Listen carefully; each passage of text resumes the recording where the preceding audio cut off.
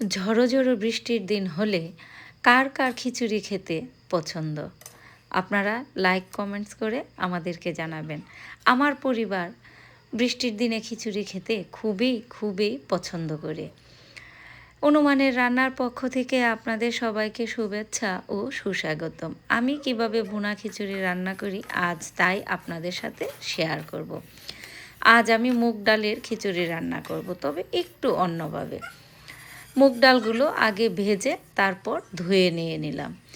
গরম পানিতে হলুদ গুঁড়ো, মরিচ গুঁড়ো, ধনিয়ার গুঁড়ো, জিরার গুঁড়ো, পরিমাণ মতো লবণ, আদা বাটা এবং পেঁয়াজ কুচি ও রসুন কুচি দিয়েছি। আপনারা ইচ্ছে করলে পেঁয়াজ কুচি ও রসুন কুচিটা বাদও দিয়ে দিতে পারেন, কারণ আমিও সবসময় পেঁয়াজ কুচি রসুন কুচি দিই না।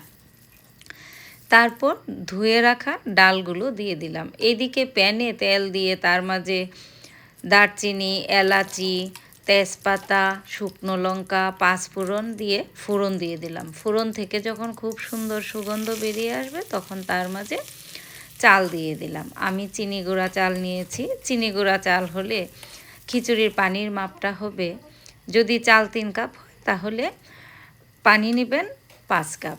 আর যদি মোটা চাল হয়ে থাকে তাহলে 3 কাপ চালের জন্যে 6 কাপ পানি নেবেন। এই হইল খিচুড়ির পানির পরিমাণ। চালগুলো বেশ ভালো করে ভেজে নেব। যখন চালগুলো ফুটে উঠবে তখন আমি এই চালগুলোকে ঢেলে দেব ওই পানিতে। চাল আর ডাল এখন একসাথে সেদ্ধ হতে থাকবে। ওপর থেকে সামান্য একটু ঘি দিয়ে দিলাম, কাঁচামরিচ দিলাম এবং গরম মশলার গুঁড়া দিয়ে দিলাম। কাজু বাদাম ও কিশমিশ দিয়ে একটু নাড়াচাড়া করে এটাকে আবার ঢেকে দেব। আমি কিন্তু ঘি একটুই দিয়েছি, কারণ পরে আর একটু ঘি দেব, এই জন্যেই।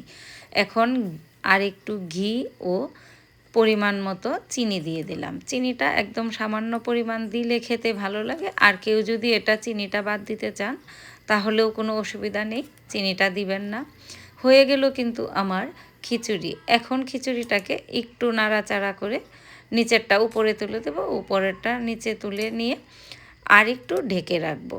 একদম ঝরঝরে ভুনা খিচুড়ি রান্না হয়ে গেল। খিচুড়িটাও কিন্তু খুবই সুস্বাদু হয়েছিল। খিচুড়ির সাথে ছিল মাটন কষা, ইলিশ মাছের ভাজি ও সবজি।